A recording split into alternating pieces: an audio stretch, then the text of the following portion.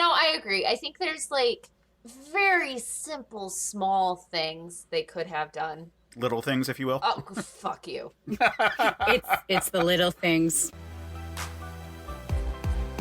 Welcome to Certain Point of View's Another Pass podcast. Be sure to subscribe, rate, and review on iTunes. Just go to certainpov.com. Hey everyone, welcome to Another Pass podcast. I am Case Aiken. As always, I am joined by my co-host, Sam Alicia. Hi! Fanfare! Flourish. And today we've got a very special guest. We've got Heather Antos. Woo! More fanfare! Heather, you've been a wonderful friend of this network over the last couple of years. You came on Certain POV, the flagship show that has since ended, and you were the voice of Leia on Scruffy Nerf Herders for me. But I'm so glad to finally have you here on Another Pass. Yeah, no, thanks for having me. You know me, I have opinions and I can't shut up about them. So when you invited me to be on a podcast where I get to give my pitch on a movie, I mean, who could say no? Well, I'm so glad to hear your opinions and your strong ones. I love following you on Twitter. You're a great follow for people. But where can people find you? What do people know you from? Yeah, so people know me from a lot of things. People know me from Twitter. I spend a lot of time on Twitter, for better or worse, at Heather Antos. But you may also know me from my work in comics as an editor on anything from Marvel's Star Wars, Deadpool, Gwenpool lines to Image's Redlands, Injection, Bitterroot, Bog Bodies, and more, as well as now I am a senior editor at Valiant, working on titles like Exo Manowar, Quantum and Woody, and the soon to be debuting Shadow Man. Excellent. Yeah, your career has been awesome. I think you had just left Marvel when the last time we actually talked, but it's always so cool to see what you're up to. Yeah, I stay busy.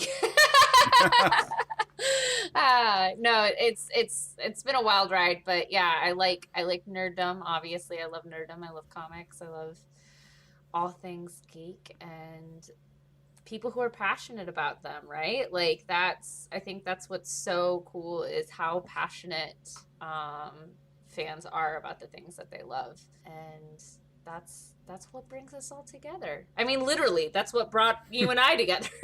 That's true. Yeah. Yeah, but today we are not talking about something that is nerdy, although there is passion in this call for this particular thing. Today we are talking about kind of a genre that is usually in my blind spot. We are talking about the little things. Yes, that is what we are talking about. I happen to like I like movies like this. I like crime dramas. I was not a fan of this movie. I found it kind of dragging, actually. I felt like too many monologues. There's so many monologues. Just many monologues everywhere. Like I was just like, okay, I get it. Like stuff and you're a cop and there's philosophy, but oh my God, way too much. Way too many monologues. Good actors, but too many monologues. And could they say the title of the movie one more time? Oh my God. I think that was definitely in my notes. I was like, seriously, is this like a second or third time? Like, I felt like I was like with a bad, just like a bad, guy who loved bad dad jokes. Like, and it's the little things. Shucks, guys. Wink, wink, like, notch. I think literally even, God, again, was it the third, fourth, fifth time? Who knows? We lost count. But there was one where it was like literally a close up of Denzel Washington where he was like, "It's the little things, son." And I if I had a drink in my hand, I would have thrown it. I mean, it's fine to say it once, but Yeah, I didn't realize this was a period piece. yeah. Yeah, and like the fact that I didn't even realize it was a period piece when I had watched the movie, like when it was done, like because like there wasn't like a lot of big like indicators for it. Like there's stuff, but it just wasn't really paying attention to it because it just kind of looked like a rundown town. That it was like, okay, whatever. Then when I'm looking back on it, I'm like, oh, that actually explains a lot about why this was so goddamn boring, because it wasn't actually written to be a period piece. It was written in like the 90s, Well, and it's set in that period. Yeah, no, it's so, yeah, a little fun fact trivia. John Lee Hancock actually claims he wrote this in 1990, but which is why it took place in 1990. Who's to say? But yeah, it's crime film set in the 90s. I was telling Case a little bit before we hit record, Sam, but just like I'm a huge crime fan. Like my crime fan, I hate saying crime fan because that's I don't like crime. I'm not a fan of crime, but like please, people, do crime. No, that's not it.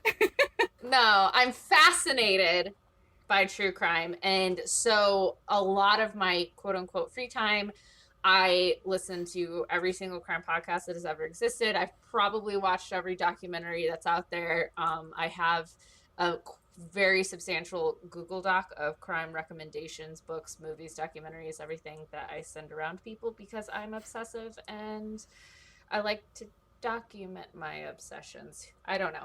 But so, I don't know if that made me a harsher critic on this film just because I know so much of like what they're trying to go for / aping, what they're trying to make a red herring but failed. I don't know. I also love David Fincher as a director, and like he is the crime film director. If you're going to do a psychological crime thriller, David Fincher's the guy. No one can do a film like he does. And literally at the end of this film, I said I've seen 7 and that was actually a good movie because The Little Things really feels like a 7 knockoff in a very, very, very bad way. Yeah, I agree. It's like they tried to do 7, but then like throw Mindhunter in there, and try to like mimic what they could do with the show, which makes in-depth conversation about psychology of criminals into a 2-hour movie. Like I don't know. But they even do that in 7 too. Like that's but like yeah. But it was just the writing was so much better. I feel like I don't know, maybe this is my personal feelings on John Lee Hancock, but I feel like he has such a savior complex in his films of his main character has to be the hero and save someone else. I mean, we see it in this, we see it in The Blind Side, we've seen it in I'm blanking on another one, but we see it time and time and time and time again where the quote unquote hero of the film is like basically white knighting everyone else. And it rubs me the wrong way. Yeah, this movie rubbed me the wrong way, even outside of the conventions of the genre, because like the detective genre, the crime thing, I'm not a fan. I don't really like this kind of stuff. Typically, it always kind of bothered me, and now I have a much better word to describe why it always kind of bothers me, which is it's all fucking propaganda. And this whole movie. Like anyone who tunes into this podcast, despite my political leanings, should probably turn off this episode because, like, oh my god, I like the whole fucking time I was rolling my eyes at this whole like being a cop's tough. It really wears on you kind of like vibe that the characters had throughout the whole movie, and like the end of the movie, even though it has a scenario of like we're really not talking about good for this movie, by the way. Like, I'll say some good after this. I'll say yeah, there will be good to say, but the end of the movie where it's just like, oh look, even our heroes can do bad. In fact, they're being eaten alive by it. Still felt like propaganda because it felt like a scenario where that was the exception, not the rule, and that it weighed on them horribly as they got away with it. And it also presented this world where they had to take all these like drastic steps to get away with it, which also just doesn't feel right in the world that we know is real, or at least the world that like how have come to understand it to be real. It's like really frustrating looking at this, and then it's also slow and boring. Like there were like good shots. There were, like everyone's trying their damnedest to have like an Oscar Beatty kind of speech in there. Like everyone's got a good monologue. It's just there's way too fucking much of all of it. I had such a hard time paying attention to this movie because it was just it's just not for me, and it kind of hurt. No, yeah. you're 100% correct. I mean, like, it is a beautifully shot film. It is the cinematography is gorgeous. The coloring is gorgeous. The production is gorgeous. Jared Leto is very convincing playing alleged serial killer, and that is all I will say on that. But the acting, the performances are fantastic, and it, yeah, like you're saying, Case, I think one of the things that I kept getting so frustrated at is so much of this was, as you said, cops trying to cover up these quote unquote wrongful deaths, right? Except I don't know. I'm not a police officer. I've never actually, worked in in that field, but I know a lot from, my own research, and he was on a crime scene where they just found bodies when he shot this, this survivor. She died. That sucks. That's terrible. That's a tragedy. He wouldn't have gone to jail for that. He might have been on probation, obviously should have done psych exams, all this stuff, but I don't know why everyone covered up that murder that caused all of this stress and trauma and triple bypass heart surgery, and he had to divorce, and everything's terrible and sad, and it's carrying over me for 10 years, yada, yada, yada.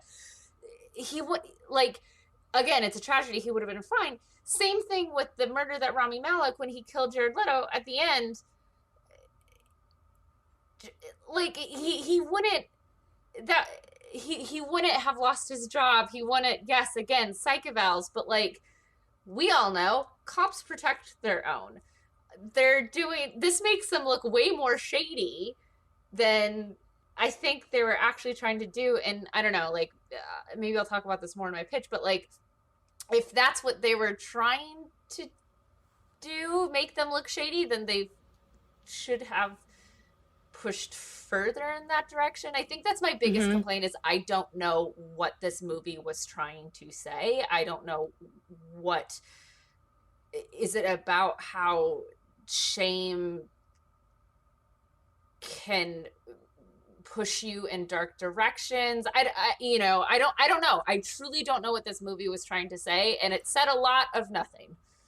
Yeah, I agree. And to your point, this goes back to that White Knight kind of aspect of it, right? Because if you had gone the other directions and you'd gone the direction of The Shield, right? And made it so that this guy's just crazy. He's just doing all sorts of I don't know, backdoor things. At least you would understand who he is. But you don't really, Denzel's just this very complex cop that is just overburdened with this terrible thing that happened one time, and everyone the captain hates him, won't touch him, and it's one bullet, and she came out of the woods and kind of scared him. And we know from current cases that would have been explained away. He's a good cop. He's a good investigator. It was one incident. We're going to get him the help he needs, and he'll be back on the beat. He literally had to leave and move to a small town and not be near murder at all. And be the kind of person that solves the mystery of who keeps turning off the G in the Black Angus sign so that it reads Black Anus. And that's his life. It's he was this hot shot, finding criminals, on the case, investigator in LA. And he had to go up to Northern California and get away from it all because he just couldn't handle it anymore. And it's yeah, what is this movie trying to say? Also, why? Yeah. He's a very bad cop. He literally took all of Jared Leto's stuff from his house and burned it on his own property. Right. I was why would you do I was so no one's going to come check out. First of all, he's also a bad cop because he never brings the boots back. There's a whole thing. The reason why he goes to LA is to get these freaking boots that are part of the evidence. case. Yep. And his CO actually says to him, this drove me crazy. His CO actually says to him, you got to bring those boots back by tomorrow because the case is tomorrow. And if we don't have them, then we won't get a conviction. And then in the I don't know, 3 scenes later, the CO in LA is just like, well, you're going to have to wait for them, so it's going to have to be good enough. I'm not going to sign off on anything. And I'm like, what about this pending case? What about this victim? What the fuck is going on? Are you fucking kidding me? And then he just never, ever takes it back. He just becomes obsessed with Rami Malek's case. In fact, when he leaves to burn all of Jared Leto's stuff and cover up the murder, the boots are on the bed, along with all of his evidence in the motel. I'm like, so he does not give a flying fuck about actual crime. I guess if this movie was trying to say, again, it's all very like on the surface and not really, it's asking a lot of the audience to try and like follow what it's trying to say, because like if it's, I guess the true message of the movie is how obsession can corrupt you, I guess, because we see his obsession and he's careless and doesn't care about these boots anymore. But it's also isn't following up on him ever on any of this. Like, if the boots were so important, you think a phone call would happen. Yeah, the most you get is that he, like the other commanding officer in LA, says to Rami Malek, like, be careful. His CO said that he took vacation. You think he's really just hanging out? And I'm like, but you take a vacation after you bring the boots back, right?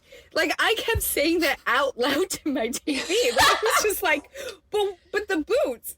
I'm like, and also when he's a bad cop, also because when he goes to the apartment where they found the young lady dead, he just enters and he like starts kind of poking around at things with his fingers. I'm like, oh my God. Like, I know that I just listened to some podcasts and watched documentaries, but like, dude, like I know they've already collected most of the evidence, but why are you touching shit? It's still an active crime scene. Yeah, it is. I mean, also it is, I mean, this is devil's advocate a little bit.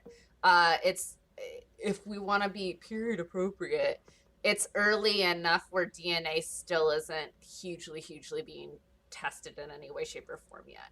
That's fair. Like fingerprinting. But push back on that one, fingerprints. Totally. No. I do agree with that. I was just about to say that. That's the caveat to that. But I mean, not that it matters, because that landlady probably was in there trying to rummage through that girl's stuff. Well, 100%. She was not sad at all that girl died. No, she was not. She was just like, ugh, how long are we gonna have to wait for this? Ugh, I can't rent this out tomorrow. Ugh. But no, and the other thing that really I think irritated me with the storytelling of this is, again, Jared Leto did a great job at playing, this alleged serial killer, but the whole narrative surrounding is he not the murderer, I just didn't buy in any way, shape, or form, because like if the John Lee Hancock played literally, let's check all the boxes of what a serial killer looks like. Everything from Helter Skelter to In Cold Blood on his bookshelf, where he has a fascination with crime scenes. He's showing up to the events. He's following the case, down to, I have a secret treasure box where I have newspaper clippings of all of these murders that is hidden. That box in and of itself, had Denzel Washington solely taken that box to the police officers, Rami's character is scot-free from any murder, period. Because that is evidence alone. Like, we've seen police convict people on so much less. And I don't know, this whole didn't he narrative, it was all bullshit to me, and it I don't know, like, I spent the whole time like, your audience is so much smarter than I think the filmmakers were trying to make us feel. Yeah, this felt so first drafty, and I'm sure there were a lot of rounds of updates. I'm sure that there have been lots of drafts, but it still felt very first drafty, both in its like assessments of the world and how things, like the research that would have gone into what period appropriate police actions would have looked like, or police procedure would look like. But then yeah, just like what are the stakes of this world? Like what is the point of this whole thing? Like everything is either very like hack or it's very naive. I mean, this presumes a world where police are subject to consequences far more severely than what we know to be true. And like that's not a change that happened in 30 years. Like we just know that like in a scenario where there is no contesting person with no witnesses and very little evidence besides a wound to the head, the cop would be fine. Like he would be fine. We all agreed like that's a weird part that they're even worried about it.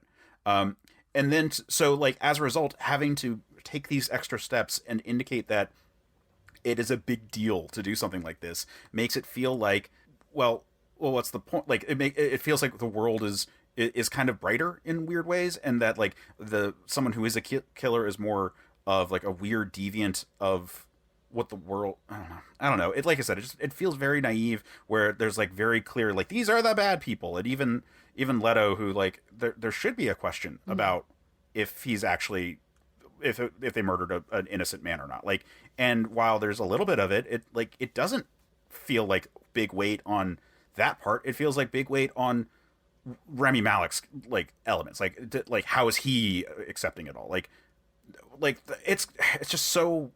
It feels like it's from the 90s, and it feels like they haven't really retouched it after they did like a bunch of drafts at the beginning, and they were like, this looks great for 1993, and that's it. 2019 they filmed it, and like we're like, nope, we got it to a pretty good shape. I'm pretty happy with it. We're gonna start filming soon, and didn't like stop to look at it again. No, and then they fucking released it after 2020. Yep. Yeah. Well, they waited till the end of January in the hopes that maybe we can sneak it in for the Oscars. No, I agree. I think there's like very simple, small things they could have done to little things, if you will. Oh, fuck you. It's the little things. Sorry. No, but they're very subtle, small things that wouldn't take up a ton of screen time. I mean, the thing was already somehow 2 hours long, but like again, had they implemented in the very beginning a cop accidentally killed someone, on I almost said on set at a crime scene, a survivor, innocent bystander, whatever, accidentally shot someone and now they're in prison for life or something like that. Had that been mentioned, and so we know why, the stakes of why Denzel had to hide it, right? Or why Rami has to hide what he did. Or had they pursued any other suspect for any ounce of time. Wait, cops have to do that? No, just the one guy. Obsess about him, wait outside his apartment, stalk he looks him. right. Yep. Yeah. Literally, it felt like profiling. Literally, it was just like, you look like you could be a serial killer. And like, sure, he did. But... yeah. I mean, honestly, Jared Leto is very creepy. He's very good at that. He's very good at just staring at the camera and making you feel a chill down your spine just by looking at you. So I get it. I understand why you would profile him, but yeah, they didn't do any of the other police work at all. Yeah, there's no other red herrings. There's just this one. Yep. And like that's not enough for the movie that they made. Like if Leto was guilty, if he was the murderer, and this whole movie was them circling around this guy that they couldn't nail down as being the guy, sure, like spend all your time with that one guy. Right. But like, I feel like I'm like repeating myself. A few episodes back, I did The Snowman, and it was the same sort of situation of like, at a certain point, like you have to have a few red herrings, otherwise, like being the reveal when it's the only guy we care about, or in this case, not the anti-reveal, like doesn't do anything for you. Like you just didn't have a story. You just sort of like meandered until finally like you got to the third act and you're like, oh, we need a conclusion. Yeah, I almost felt like the writer felt like Jared Leto was guilty, but that they would never know. Like I almost felt like I don't know why, but I just got this feeling of like, no, he probably was, but he just wants you to question like if he was or not. Because there was nothing in there that really made me feel any kind of conflict. Like even like I think it would have been more interesting, and I know this is getting kind of into pitch territory, but it would have been more interesting if there was another person and there was some pushback from Rami Malek to be like, no, but it also could be this guy, and then have kind of Denzel's character pull him in to the obsession of like, no, man, you got to understand, like, this guy checks our boxes. Like, he's perfect. Like, it's the little things, man. Yeah, it's the little things. Say it for the fourth time. But, you know, like, just kind of like being like, no, but what about this? Or what about that? Or how, like, this doesn't match up. You know, maybe give him an alibi that is maybe not super reliable, but also, like, happens. Because a lot of times, like, you know, that's kind of like, sometimes cops are like, oh, it's so close. But, like, that person seems to have, like, I mean, I don't know if I believe that woman who said that she was with him. She could be lying, but there's an alibi, you know? And so had there been something like that, but there was nothing really, you know, like even the young lady who escaped from him on the highway, or possibly him on the highway, because she, like, recognizes him sort of, but we don't know if she does, right? Because they do it as if she does, right? Because when she ties her shoes, she, like, stares at him, like, in a way that, like, And they're he's kind creepy. of implying, like, like, oh, and then she says something later on, like, oh, he's in the building, right? And Rami looks at his partner and is just like, and she's like, oh, sorry. Like, you know, so then you're like, oh, wait, did she actually recognize him? Right. Because, like, she recognized him?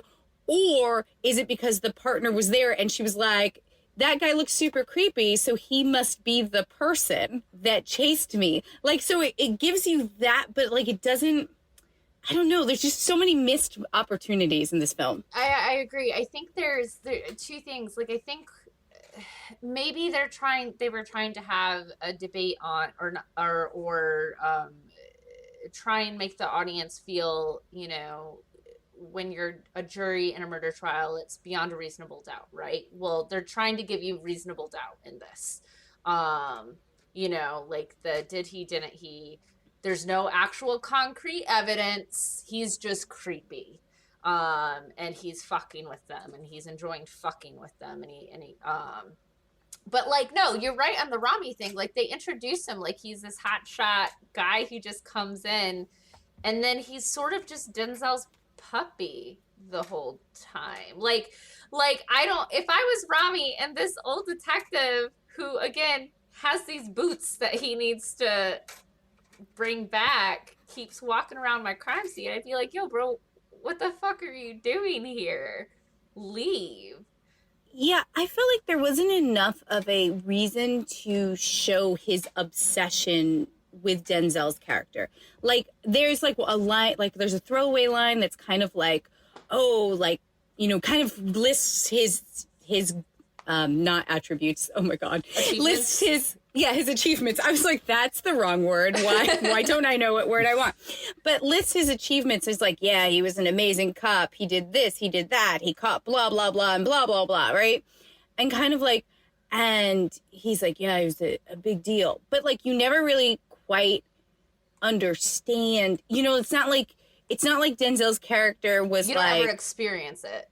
Yeah, like you just don't really, like, it's a throwaway line, but you don't get this feeling of, like, giddiness when someone meets their hero, which I think there's supposed to be something in there where he was this legendary cop who, like, broke and then left, and, like, the legend is back in the building, and Rami, being the person who wants to fill that, you know, position, wants to, like, pick this guy's brain, you know, because he was legendary, but there's no, other than that throwaway line, like, I don't understand, like, if someone's broken and everyone, like, his CO is like, he's terrible, stay away from him. Like, is this just, like, he's a teenage girl whose dad is like, don't date that boy, he's bad for you. And she's like, oh my God, I want to. Like, what is going on? Like, also, like, the whole he's terrible, stay away from him.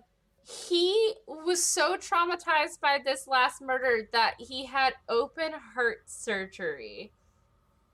And the response to be like, stay the fuck away from that guy is like, that's so mean. He's got a bionic heart now. Stay away from him. Like, heart attacks are contagious? What is he? You don't want to go getting a heart attack now. I mean, I think it would have worked better if Baxter was familiar with Deacon already. Mm-hmm. You know, where if he's like, oh, that's Joe Deacon, and if he rattled off like a couple of the big cases or something, like if he was already a little bit of a fanboy, because then you could have a discussion about being fanboys for this type of stuff. Because that could be there, but it's not, because he's starstruck by Deacon once someone like tells him who he is and what like that he should be, but like, I don't understand why we have the earlier scene where he like tries to have Deacon's car towed, because it doesn't feel like anything that we get later, and it doesn't really feel like he's remorseful for it. It's not like, it's not like you spat on the prince because you didn't realize it was the prince, and then you're feeling really apologetic for the remainder. Like in this scenario, they're kind of just cool pretty fast, and then like after that, it's like we said, he's a puppy. Yeah. It's kind of like, I've got power, I'm going to move your car. And that's it. It's just to show that he's kind of a big shot. It's actually, now that I'm thinking about it, it's weird because the majority of the film, after he's introduced, treats Rami's character like he's a Lynn's character. And like, we're learning about Deacon through him. We're experiencing this crime scene through him. We're learning about this past crime through him. And we're being introduced to Jared Leto through him, like all of this stuff. But the way they introduce Rami is anything but as a Lynn's character. Right, he's a hotshot. He's a superstar. Yeah, and like and we're introed to the film through Denzel. So like and it's told through Denzel's perspective. But yeah, Rami's treated as a Lynn's character, and I think that might be also why all three of us really, it feels like, as viewers, could not relate or identify to any of the characters. Yeah. I feel like also like it could have also worked, even with the age difference, if Rami had been a rookie, like on the force, like maybe not even at the detective level when Baxter was still there, like just like around, right? And kind of heard of his fame, if you have someone who like once said something to you that was like encouraging, sometimes you see them through a different lens. Like any kind of connection, like previous connection in any way, like an obsession with watching his cases on TV or reading about it in the paper, anything that would have connected them previously to before, like Denzel coming back to get the boots that he doesn't care about. I'm sorry, it really bugs me, guys. Really, really bugs me. How do you feel about those boots? I'm really angry about it because I keep thinking, and this is ridiculous because I know it's fiction, but I keep thinking about that conviction back upstate that really needed to happen. Like, they needed them. They needed those boots. Like, does no one care? Like, we only care about, like, the people being murdered in LA? Like, someone was murdered, and these are very specific boots. Which I think is really funny because they talk about the Night Stalker case, and those were very specific shoes, and these are very specific shoes, and I was just like, okay, like, yes, that's like a thing that happens, especially like a lot of serial killers were tracked by shoe prints before we had like better DNA stuff. I mean, they still do that too, but specific shoes that were specialized were very big in leading some major cases. So... but I was just like, what, dude, like, and then I thought, oh, like, what if this is like somehow connected? And then he just like left the boots because, a lot of movies try to do like a full circle thing, right? Like the boots are actually connected to a crime because serial killers don't always stay in the same city. They may stay in the same state, but they don't always stay in the same city. And we already saw him on the highway. We already saw him on the interstate chasing a girl, whoever this person is, or whoever. I mean, we don't even know if that is technically connected to this case because they never actually tie anything back together again. Those damn boots. This horrible theory that if it is later revealed to be true, I will never watch anything ever again. Oh, wow. And I will just quit. Life. I will just quit. I will hit the escape button. I really hope it's not true then. Go on. Where someone was theorizing that Denzel is a serial killer. I saw that, yeah. And he shot the girl so she wouldn't point him out. And that's why, like, all of so many things. And it just... So are the boots his then? Right, but no, but that's what it is. It's he purposely didn't bring those boots back because he killed that person upstate too, because he moved upstate. That's where that murders happen. Okay, but also the murders that are happening in the city are pretty fresh. And the girl died in the city before he got there. I don't believe it. I think it's bullshit. But also, I want to know, now I'm thinking, now I'm stuck on these boots now too. Why are there boots in LA that are needed for a case upstate? Well, that's what I'm saying. Like, for some reason, the LA morgue or, like, evidence room has these boots. And they need to come upstate because they're, they believe that they're connected to a crime upstate. And, like, I'm just like, okay. The case is shaking his head, guys. I want you to know. Every time you say boots, because, like, it's such a small MacGuffin. It's a little thing. It's the little yeah, things. Exactly. Yes, it's the little things that are driving us insane about this movie. Oh man, there's, oh man, yeah. I saw that theory, and like rationally, it doesn't make sense. But also, like if you surmise that this is a real world and not just a constructed universe for the movie, there's going to be murders, just in general. Like there's going to be murders after this if.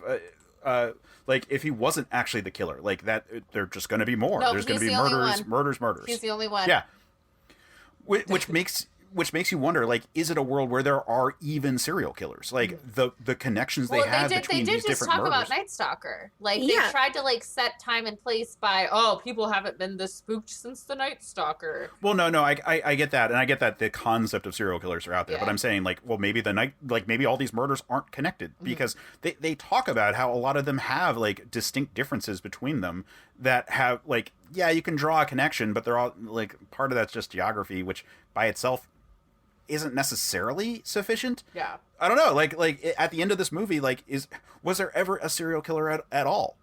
No, I think that's valid. I think that's again, what is this movie's perspective? What is this movie trying to say? I think it's trying to say how the little things will drive you crazy, and they couldn't think of a better title because nothing in this film is creative. I have to say, I'm now having an existential crisis. I'm wondering if we even saw a movie at all. Did we see a movie at all? I honestly don't think we did. I think we saw an episode of a procedural that they did not trim down to an appropriate length. It's just like kind of. I apologize for making you guys watch this, but I feel like someone else had. We've seen worse. No, it's okay. I'm happy that I did, and like I can't wait for your rant because you've promised us one, and I'm going to let you go in a second. But we're hearing it. This is all bits of it. Case made me watch Killing Joke, so anything else is fine. So. Right. No, I understand that I deserve anything that comes to me by virtue of being the person to create this podcast. Like, I'm subjecting people to movies that like I swear have merit, and that they're like, I don't know, can we make something good of it? And that's what we just do every time. So I get it. Like this is all coming to me, but yeah, like this is a movie that's about guilt. You know, like that is the thesis of it. Like the little things are like the little pieces of memory that seep in and make you question yourself about the choices that you made earlier in your life. They could be little things, or it could be big stuff. But like, you know, but that's what it's about. Like it's that there is something that's nagging at you, and like you can't let it go unless you totally forget about it. And like that is the thing that we're going through with them. But it just happens to be a police procedural that, like I said, is very nice to the police officers who murder innocent people. No, and I realize I realize that I'm innocent, being like so lefty right now. I'm like, hey, that sex worker was just doing her job. Yeah, but Jared Leto was allegedly innocent. He may have been guilty. Hey, being creepy. Being creepy is not a crime. In some places it is. So maybe in LA in 1990 it was. Who knows? Who's to say? Even if he's guilty, the vibe at the end of this movie is, well, the real victims are the police officers that had to deal with it. No, And, like, that is 100%. And Denzel, being the savior that he was, relieved Rami of his guilt. But it upset. It's just all upsetting. It just, everything in this is so upsetting because, again, cinematography is great. The, production design was fantastic. The acting was fantastic. Like, they did a really, really, really good job with what they had. They didn't have a lot to work with. And I think that's what pisses me off so much more than anything is you have a cast that's this good, and it's this hoity-toity, preachy, pretentious sack of shit script that, like, very clearly was trying to get slid in for Oscars, and I don't know, they got nominated. Woo. Yeah, I mean, like, we should talk about some good because, like, while I am very frustrated with how, like, thin blue liney this whole thing is in the older context, not the current political ideology kind of stuff, but, like, it, like you said, the cinematography is really good. Like, the opening scene, I was like, this is actually a pretty good looking scene. Like, I wonder how it will connect to the rest of the movie, and it kind of does. The performances are great. Everyone is, like, given a monologue at some point that they have so much desire just to devour that scene, and they're all doing a great job. Rami Malek in particular, it's just like I feel like he's like this vacuum being like, I'm trying to absorb like all your attention so I can get the Oscar buzz on this one now. Production design I thought looked really good, like some of the various set pieces, like the various crime scenes, the hotel that Denzel's staying at, the elements of like him envisioning like interacting with the people who died, I thought was artistically interesting, although I don't know if it necessarily landed in terms of having a thesis. No, I agree with that. Yeah, I thought that was a pretty cool shot, though. Like, it did evoke something. I'm not sure what that was, but I definitely was like, oh, interesting. Yeah.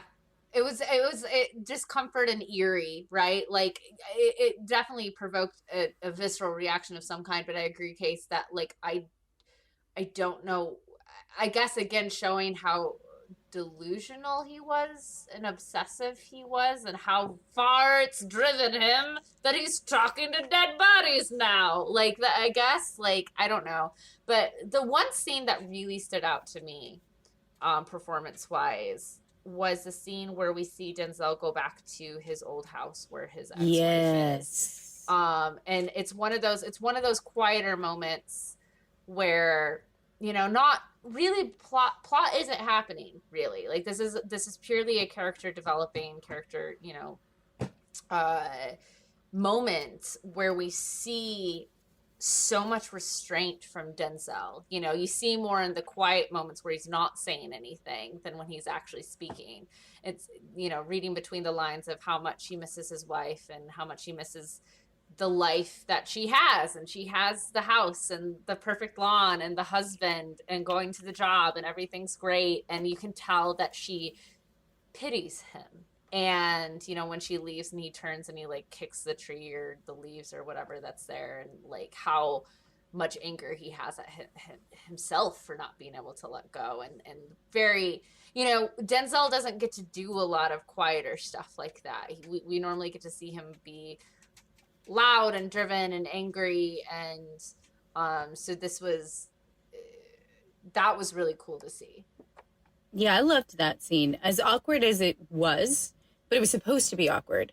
And I was just like, wow, this is like if you had to interact, like if you were standing there on that lawn, you'd be like, I'm going to wait in the car, probably. Like you'd walk away from that scene. But I thought it was so beautifully done on both of their parts. It was just a really, the tension was really palpable between the two actors. And like, this is a very awkward moment. This is two people who've known each other for a very long time who fell apart. It was excellent. I mean, there's a part of me that does worry, though. Like I said, I'm not super deep on the genre. Like I've seen Seven, I've seen like Stuff over the years. Ooh, Stuff was a great movie. So total Oscar bait, but you know what? It was worth it. But it's just not my main thing. Like I'm not a murderino. I don't really care for, all the various Law and Orders and all that. So like there's probably trope stuff that like I took in as being like, oh, that was a good shot, but may have been like a worse version of someone else's scene. So I don't know. Like I said, like aesthetically speaking, the movie was overall fine. It was just really long, and I didn't really enjoy the story that was being told, and I didn't think it was very very nuanced in what it was trying to talk about. But like I said, I thought like performances were good, and it looked good as a movie. Like that part was good. I get how it got made. Like that's what that director, writer, that cast. Like I get it. I 100% get how it got made. I've seen people that did enjoy it, and that it was made so people could enjoy it. So I'm very happy that people have. Not for me.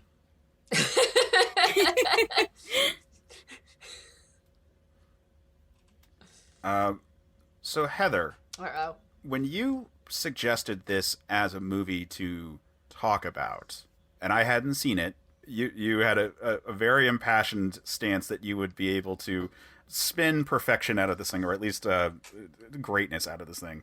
And I trust you because you're an accomplished editor, and I am just a guy with a podcast. So I would like to hear your rant, if I may. Oh my gosh. I mean, we got most of my rant of the things that drive me insane about this movie, and I hadn't really given much thought to the boots before this, but now, hey, I'll add that to my list. Thanks, Sam.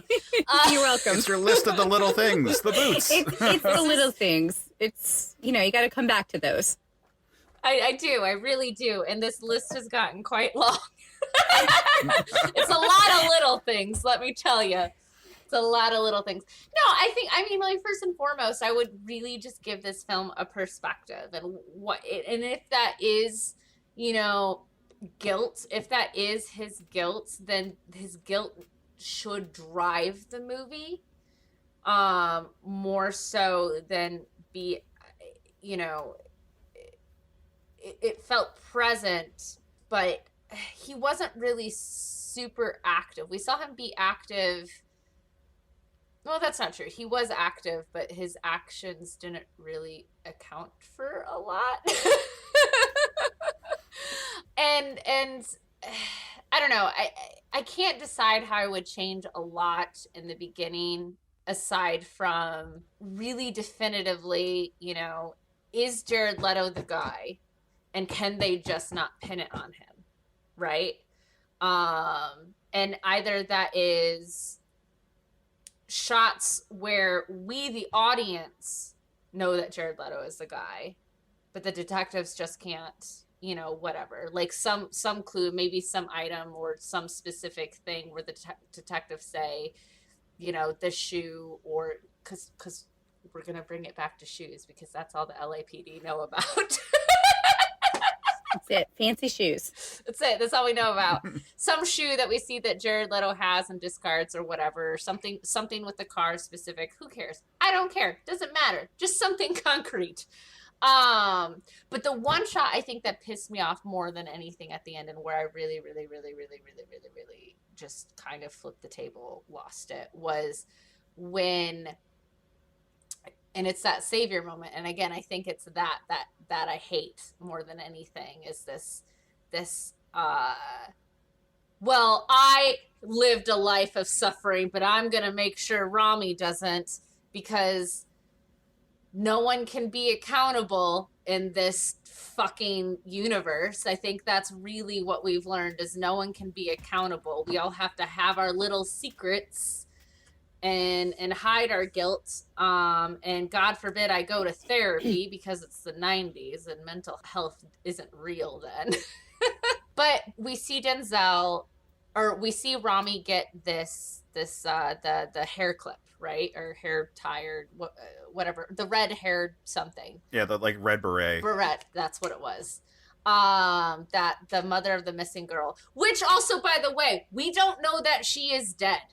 I think that's another thing, that this girl that they're trying to bring back, there's no body. there's no proof that she is tied to this particular case. And I think that was also infuriating, is they're obsessing that she could have just run away. She could have, something else tragic could have happened. She might not be tied to this serial killer, because these serial killings that we've seen, the body is always on display. Always on display. And this body wasn't, which to me means it's not attached whatsoever. Yeah, they don't work that case at all. They don't work it at all. No, she's just gone. She's just gone, and it's on Rami's mind, and that's what's driving him crazy, except he's not doing anything about it, except has decided that Jared Leto did it because Denzel Washington has decided Jared Leto did it, because we just decide things without any evidence in this world. Anyway, so we see Rami get this red hair clip and, come back to life after he's been comatose by the pool. And, oh my God, Jared Leto did it. I can be fine, right? And then we go back to up north, where Denzel is burning all of Jared Leto's belongings on his property, because that's a way to get caught if anyone ever wanted to pin him on it. But we see him, with that packaging of other hair clips. And that pissed me off, because if you really wanted to have suspension of disbelief and really have a doubt as to whether or not Jared Leto did it, like really have a doubt whether or not Jared Leto did it, showing for certain that Denzel Washington had those clips just completely fucks that. We see him, like, what I would have done instead of that is, as he's, getting cleaning supplies or whatever to burn Jared Leto's apartment, we see him at like a CVS or whatever, and we see him look in the hair aisle and see a red beret, but we don't see him touch it. We don't see him purchase it. We don't see anything. He just notices it's there. And then Rami gets it, but we don't know where it came from. It could have been in that box. It could have not been in the box. That doesn't matter, because whether or not he did it wasn't the point of this movie. And I think that it's like the top spinning in Inception, right? Whether or not it's real isn't the point of it. The point of it is now Rami doesn't have to live with that guilt in the way that Denzel did.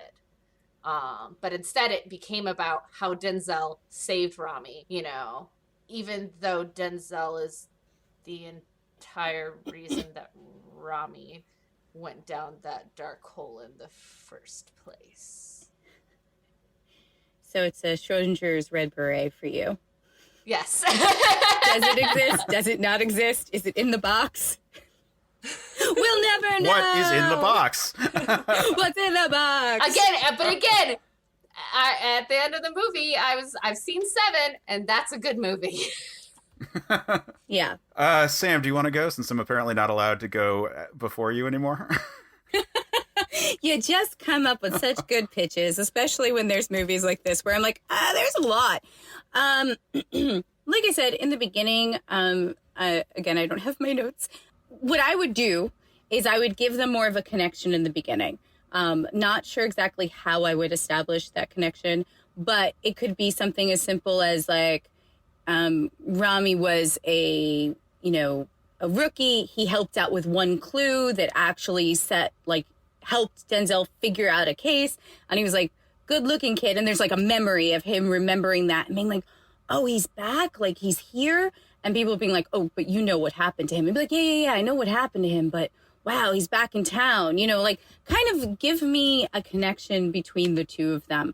And also throughout the movie, you can keep all the monologues, but give me more of a push and pull between Denzel and Malik so that I have so that like if the theory or the thesis of the film is obsession and guilt, right? These are like the two main points they're trying to get. Have Denzel pull Rami into obsession. So have Rami do his normal good cop stuff, right? No, I'm following up on all the leads. No, she may not be part of it. Have Denzel convince him, really convince him that this girl with the red beret, no, he's probably changing up his MO because we're on to him. Like, we need to find this body. We need to find this girl. We need to figure it out. We need to break this guy and figure out where the body is.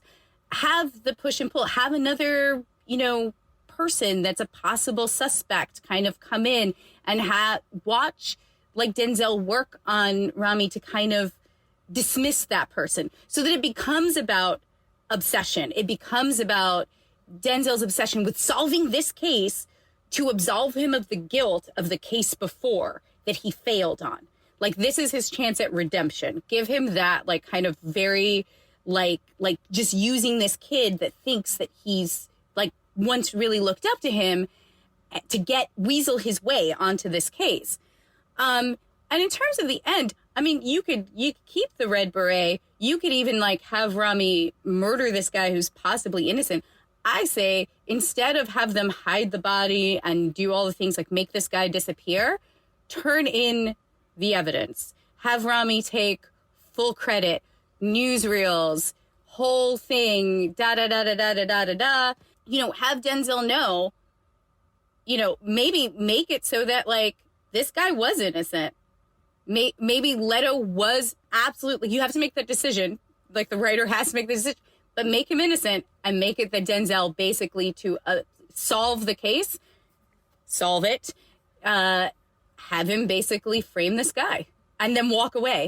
You saying that made me also think of, I almost want Rami to turn himself in from the guilt and not being able to suppress the guilt. Turn himself in and be like, hey, I killed this guy.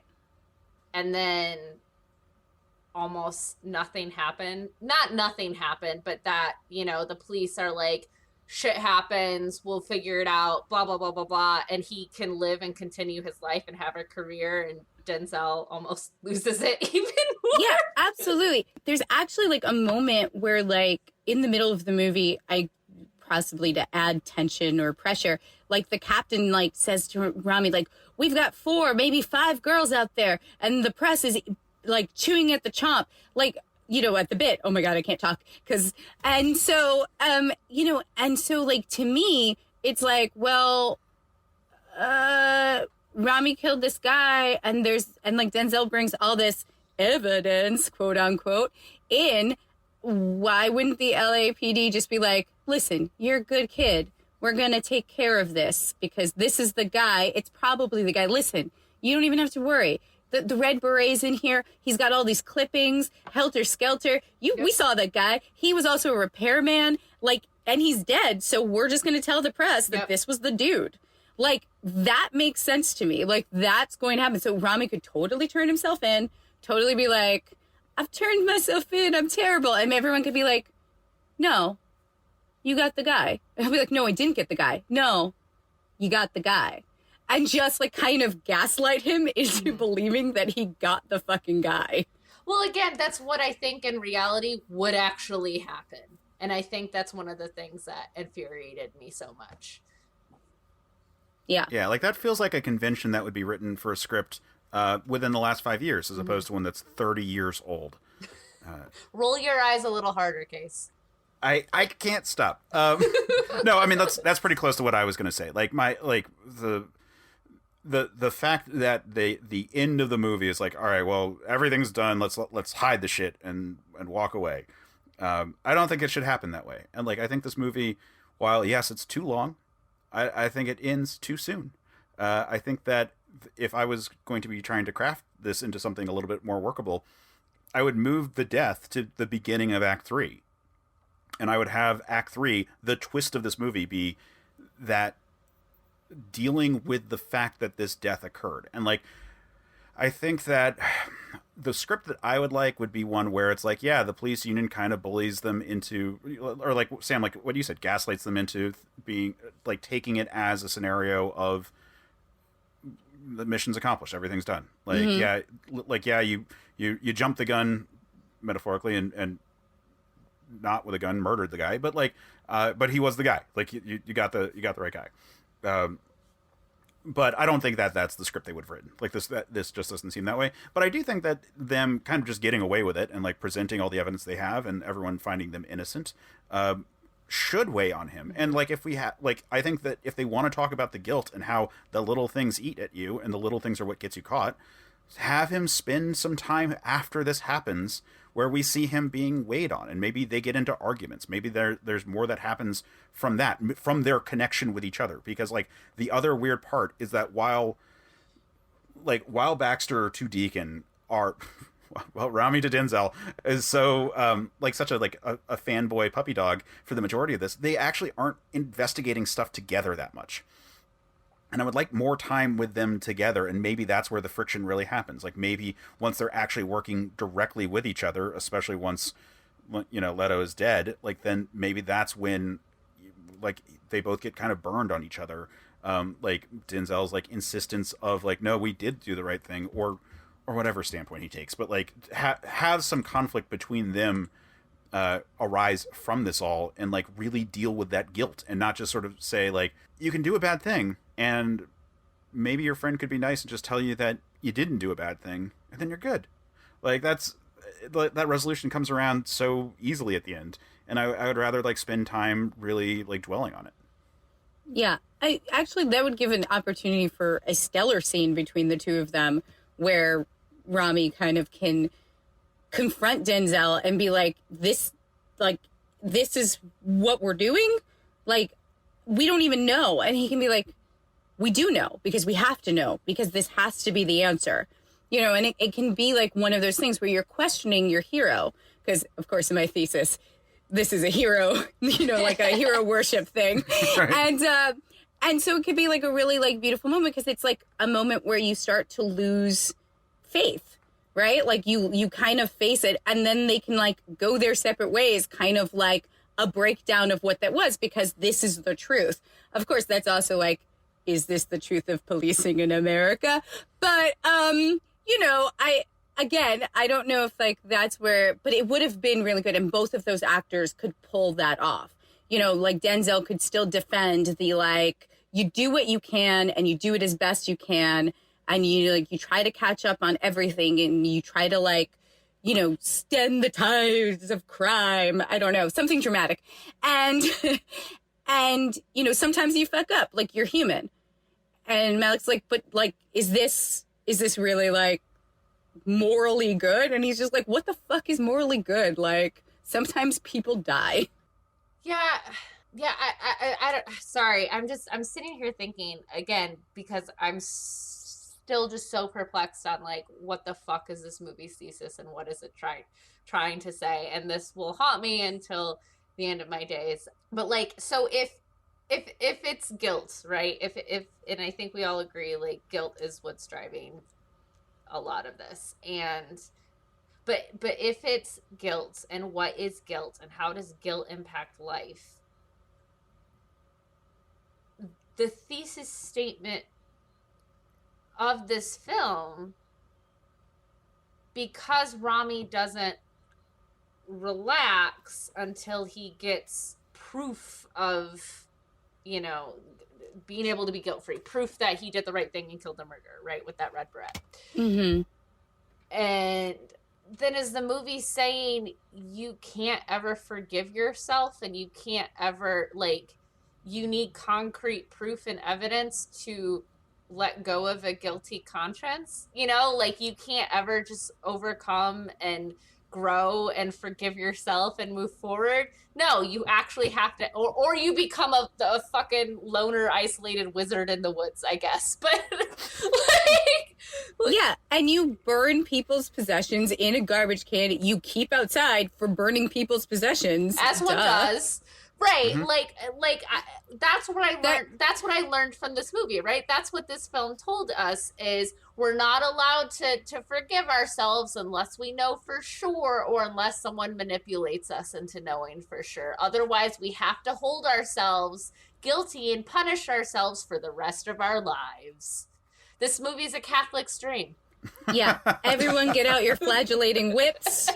You are guilty. Go through the streets. Shame, shame, shame. You know what scene I would have really liked after Leto's death is I would have really liked a scene of Denzel.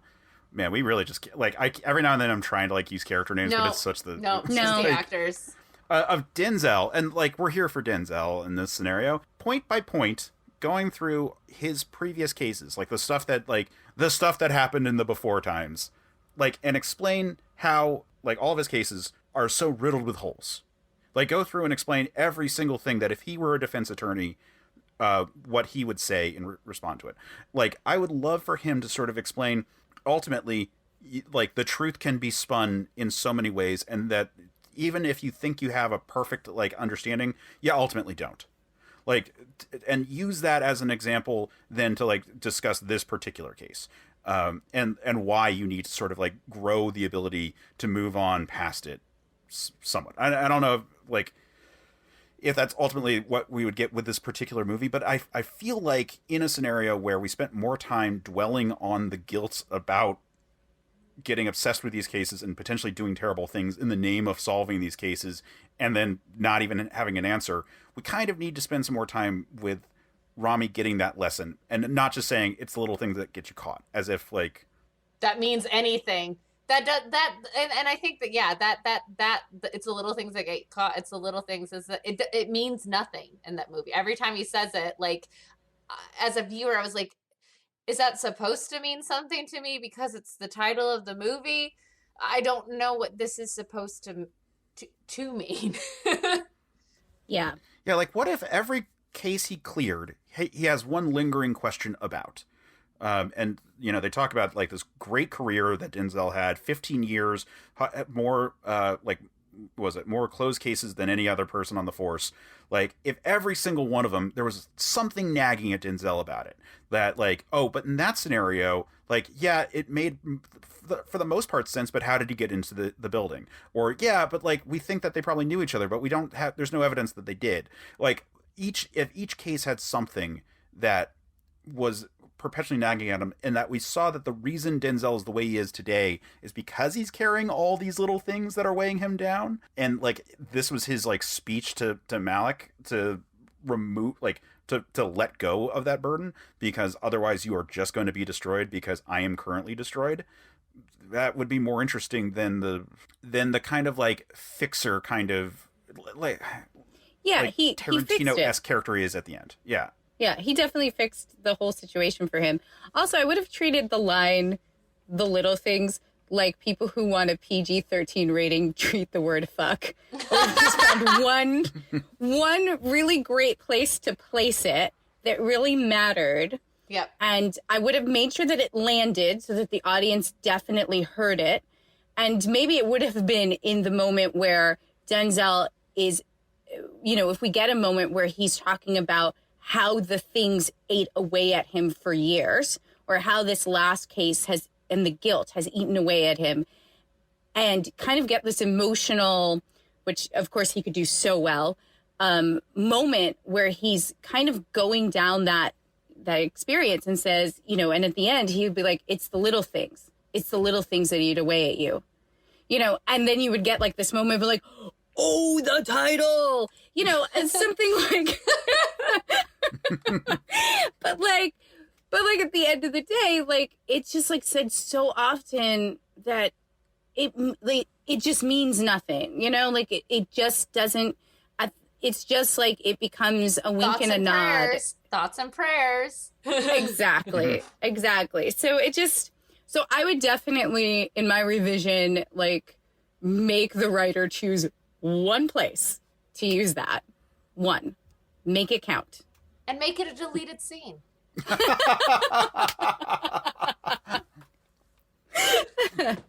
And also do something with the gosh darn boots. It bugs me so much. So much. That is going to be the like.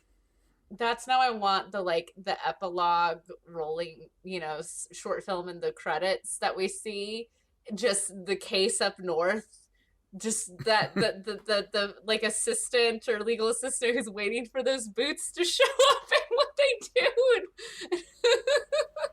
I mean, it's been weeks. I mean, like at this point, they've given up on this case. I mean, like there's someone up north that gets no justice at all because of obsession and guilt. Yep.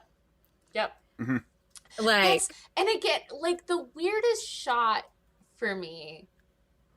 Again, this whole like, because he's truly punishing himself in this Denzel's character, and that he's in this like really shitty motel that he's staying at, and it's like he waited until it was nighttime to see where the light shone in to hang the pictures of the girls perfectly so he could stare at them as he sits in the bed while they glow in the moonlight of these murders from 15 years ago, whenever that old case is, just so he can stare. Like, that's fucked up. That's so creepy. And if I was Rami and I walked in and saw that, that's when I would be like, and he's not allowed to help me on this case anymore. Well, and I guess I understand with that scene, and specifically the garbage can outside of his house, because it's just for convenience. I can understand why people are like, maybe Denzel's the murderer, only because it's like, why do you have a burning can? Like, why is this specific to you? Why are you staring at dead women so much? You don't have bonfires in the middle of the woods? Yeah, it turns out I don't. In California? Because that seems smart. Well, it was the 90s. They had more water, right? That was not funny. I'm so sorry, California. Yeah. It seemed very... After I laughed at it, I was like, oh, that seems insensitive. I apologize to all of California. Well, this movie's pretty insensitive in general. Well, so. yeah. Well, apparently all law enforcement in California is incompetent because the boots never get back, and this may not be the guy. I mean... So... Yeah? So that's the one true thing, is what you're saying? I mean, it's the LAPD in the 90s. Enough said. Right. Yeah. I've got two things that we didn't really talk about in Bads, because I'm not really sure where they fall for me, but I realize we just haven't really spent too much time. One we've talked about, which was the fact that it's a period piece. Like, does that do anything for this? Like, did that make it work better for you in any ways? Like, it didn't not make it work. It doesn't not work. I mean, I think crime stuff, when technology isn't as ubiquitous as it is right now, and lab testing and all of this makes it more of a mystery, because you don't have these databases, and you can't just call someone on your cell phone, and you don't have the GPS tracking, because that scene at the end when Rami goes with him in the car and they don't know where he's at and location and all that would never happen ever today. Like, that just couldn't happen. Right. yeah. You can't get those moments of tension, or the stuff with the payphone when he's in the building and Jared Leto comes back and calls the police on him. Like, all of that stuff would not happen because people would have cell phones on them. Which I really did like that scene. I really liked Denzel trying to get out after being a bad rogue cop, really breaking into someone's apartment and trying to get out. a black guy breaking in? Yeah, a black guy breaking in someone's apartment? Absolutely, 100%. That's a scary time. And yeah, I thought that scene was done really well. But again, all of these moments of tension, it becomes a lot harder to do in a modern setting, I think. It didn't necessarily, the fact that it's the 90s doesn't make me go, ooh, a crime show in the 90s. I'm not excited about that, but I'm not put off by it.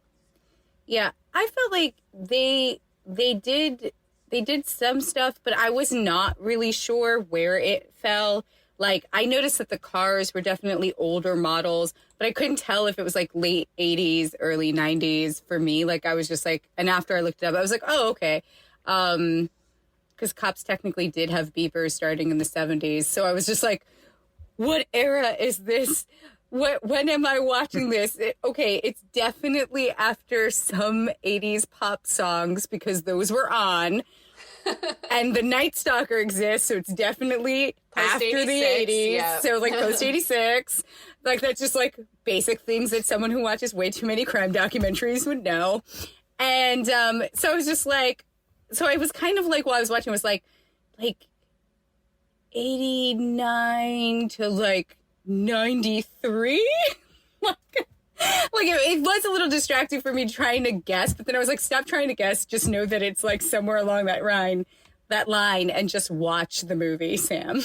The other thing that I kept thinking about was that this feels like I mean, it feels like a guy wrote it, and like all the women in this don't really behave the way that I would expect women to behave, such as running alone in the dark when there's constant coverage about serial killers attacking women. Like lots of moments in that where it's just like, I don't know about this. Yeah, they kind of treated it a little bit like it was still the 70s and serial killers were a new thing, and like everyone hitchhiked and all of this stuff. Also, the girl at the beginning of the opening scene, which the opening scene was creepy. Like the opening scene. Yeah, I like the opening scene a lot. The opening scene like really set it up for like, oh, this is gonna be chilling and creepy, and then holy fuck was I disappointed. But the opening scene when like the guy's following her in the car, or is he following her in the car? It's, you know, we're not really sure at first. Like, you know, I've been there, I've had that. It's creepy. And the fact that she just stops at this place where there's no cars parked. It's clearly closed. Like, just keep driving. Like, unless you have an empty gas tank, in which case, what are you doing driving out anyway? Again, I don't want to like victim blame or anything like that, but like also WTF. Well, I actually like rewound because I wanted to know if there was a moment where they showed her gas tank, because I remember writing in my notes like, why did you get out of the car? Like there's barely a light on inside, like in this like station that you stop on. Like, why did you do that? And then I also thought, like, even though it was a beautiful shot when she like stops in front of the truck and the truck stops for her so that she can like get in, I was just like, why are you kneeling in front of it? Keep running till you get to the door. Like, you don't stop just because there are lights on you. Like, you run up there, you're like, thank God, get the fuck out of here, sir, because there is someone fucking chasing me. Oh, see, for me, and this is just because I just finished the Happy Face Killer, but I'm just like, oh no, the trucker that stopped for her, he's the real killer. Like, that's where I immediately go. He's the real killer all along. The killer was the people we met along the way. Along the way. I mean, technically in this movie, it's true. Yeah, it is. Yeah. Yeah, they're all killers, actually, technically, except for Jared Leto, who's allegedly a killer. Right, who's allegedly just creepy. But no, I agree with that. The women are really given the short end of the stick in this one. There's just the helpless wife, the ex-wife, and then the victims, and that's it. Oh, and then the coroner.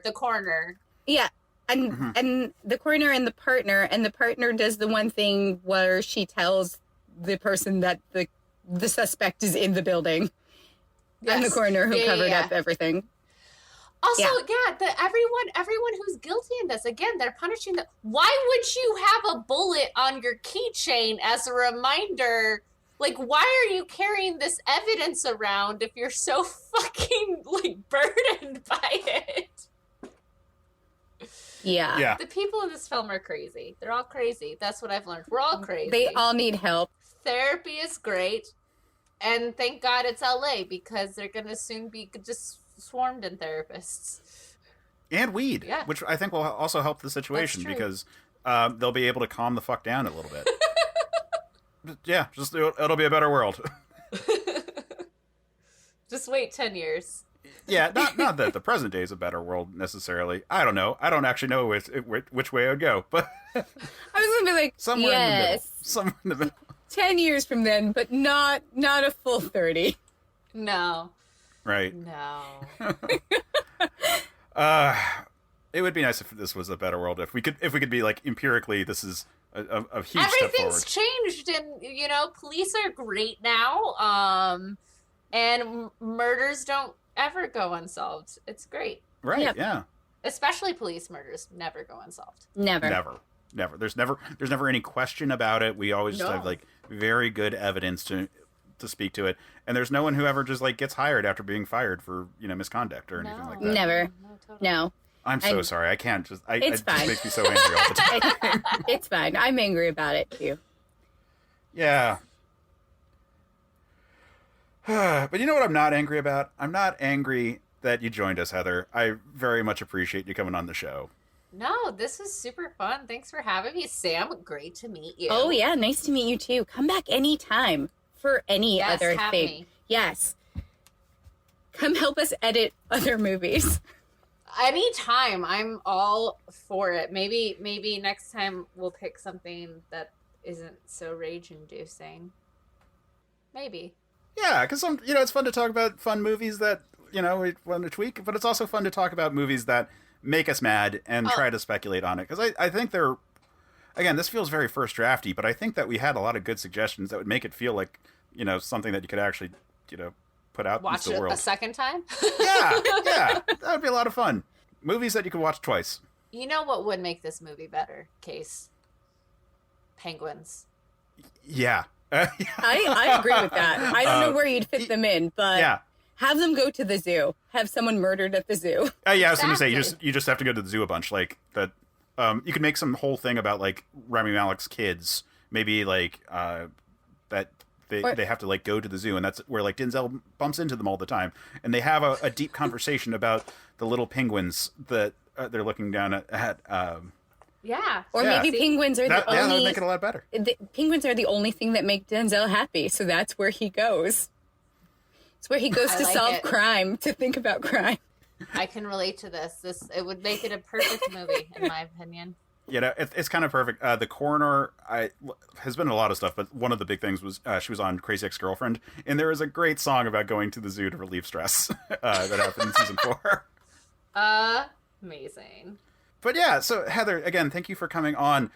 You've got so much stuff that you're working on right now. Where can people find you? What should people be looking at first?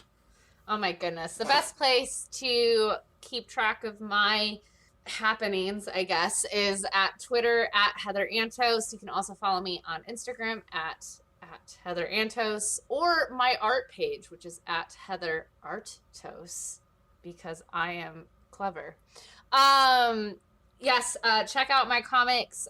Savage #1 just dropped Valiant Comics. Savage #2 is on sale March 17th, so that's probably the closest to when this drops. And Shadow Man #1 drops April 28th, which I'm really, really excited about. And if comics aren't your thing, then hey, check out Shadow Man Remastered by Night Dive, which is coming out on PCs, Xbox, PlayStations, all the good video game consoles, also in April, and play some good spooky comic book horror video games.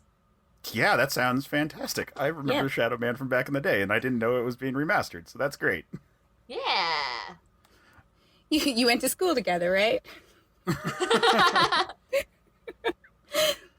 So you said, oh yeah, I remember Shadow Man. We used to get tuna together. We used to talk about the little things together. Yeah. It's the little things that bring us close, bring us together. Sam, where can people find your little things? They can find me here on Another Pass, and only here. Anything that you want to complain about, please tweet at Case. Where you can find him at... You can find me on Twitter at Kasich, and you can find the podcast at Another Pass. You can find more stuff that we're working on at certainpov.com. There's tons of great shows.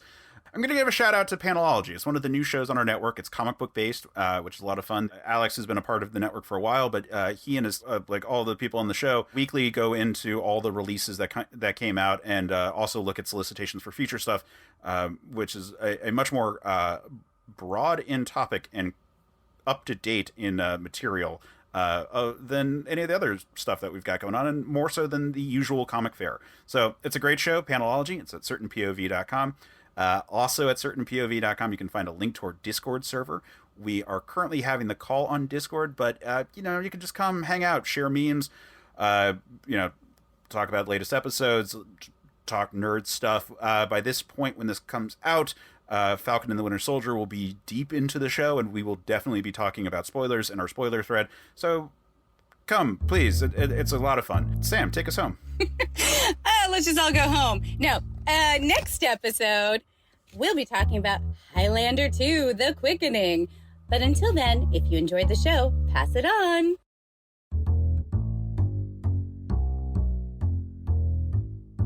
Thanks for listening to Certain Point of View's Another Pass podcast. Don't miss an episode. Just subscribe and review the show on iTunes. Just go to certainpov.com.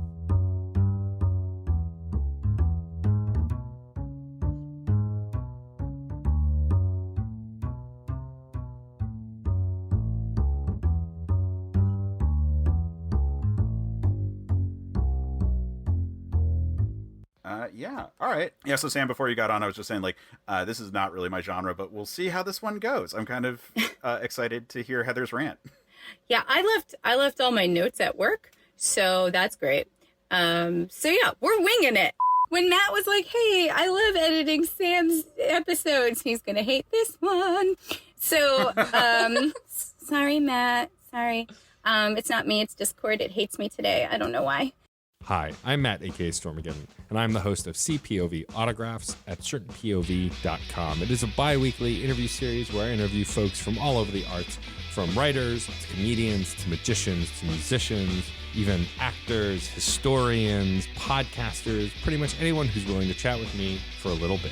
If you like interesting conversations with even more interesting people, go to certainpov.com or wherever you get your podcasts, and remember, music